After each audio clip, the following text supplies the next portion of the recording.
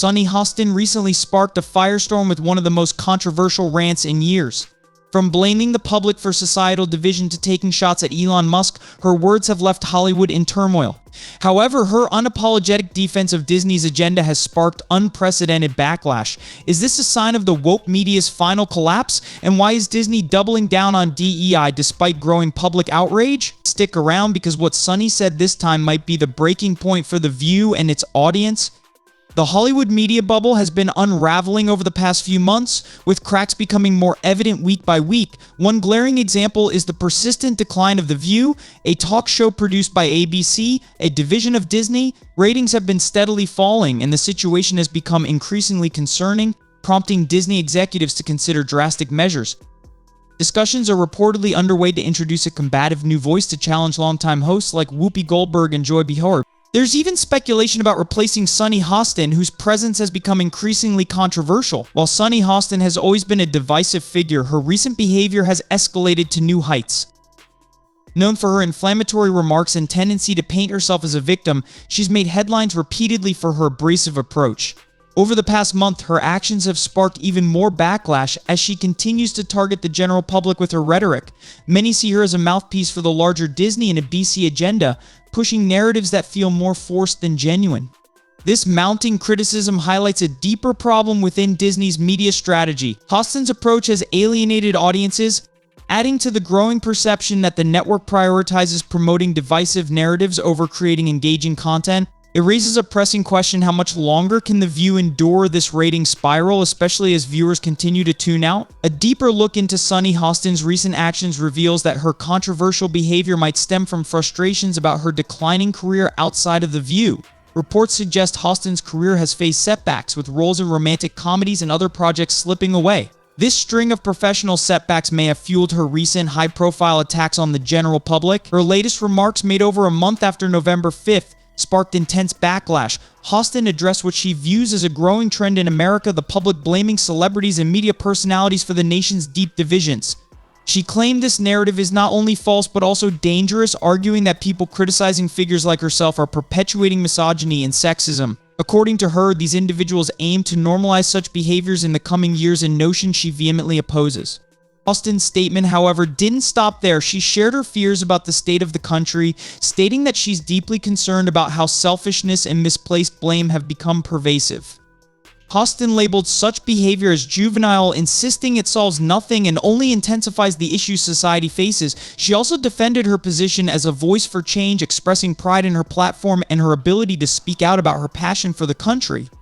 But her critics argue that these comments reflect a disconnect from public sentiment, further alienating viewers already disenchanted with mainstream media figures. Her sweeping generalizations about critics and the public have left many questioning her self-awareness and ability to connect with ordinary Americans.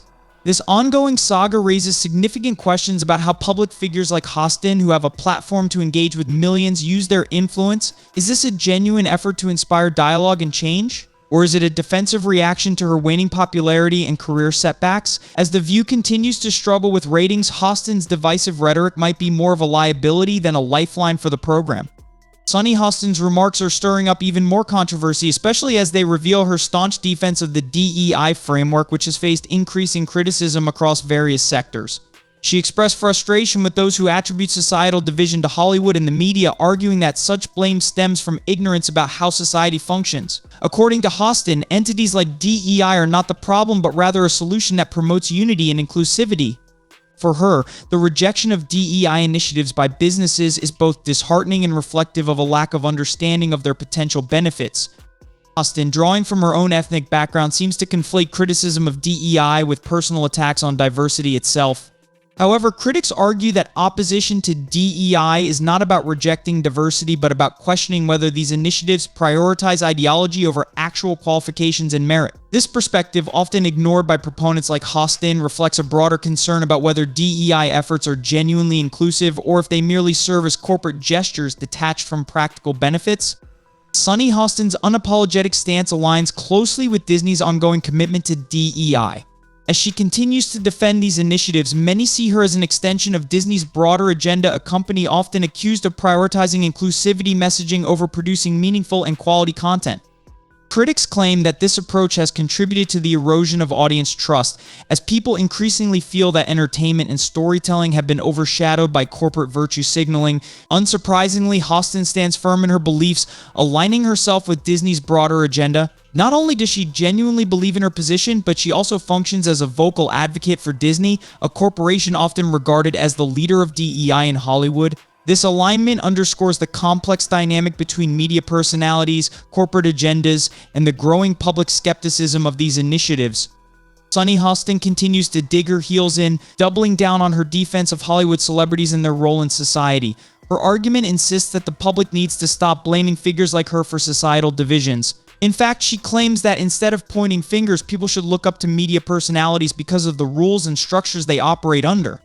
Hostin suggests that being on television, participating in interviews, or going on press tours comes with significant responsibilities, which she believes earn media figures a level of trustworthiness not found in the general public. She goes on to urge people to chill and reassess who the true culprits are in what she calls a scapegoating culture.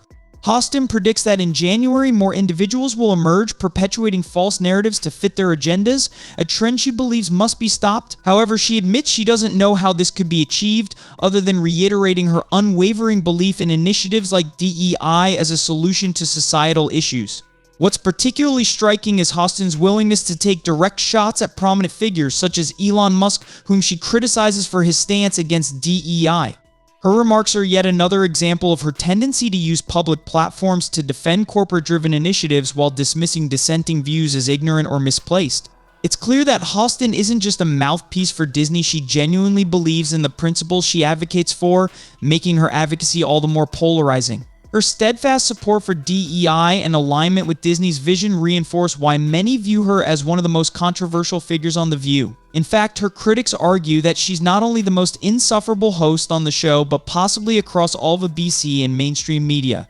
Hostin's approach, while impassioned, continues to alienate large portions of the audience who feel disconnected from her narrative. For many, her rhetoric symbolizes the disconnect between Hollywood elites and everyday individuals, further fueling the growing divide she claims to want to bridge.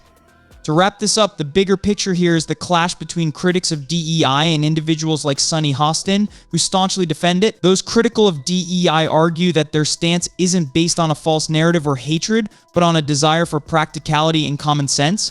It's about prioritizing merit and genuine contributions over agendas that feel forced and out of touch. Common sense, after all, is what many believe to be the glue that holds society together. However, when you look at Hostin's repeated statements and actions, it seems as though she thrives on perpetuating division rather than fostering unity.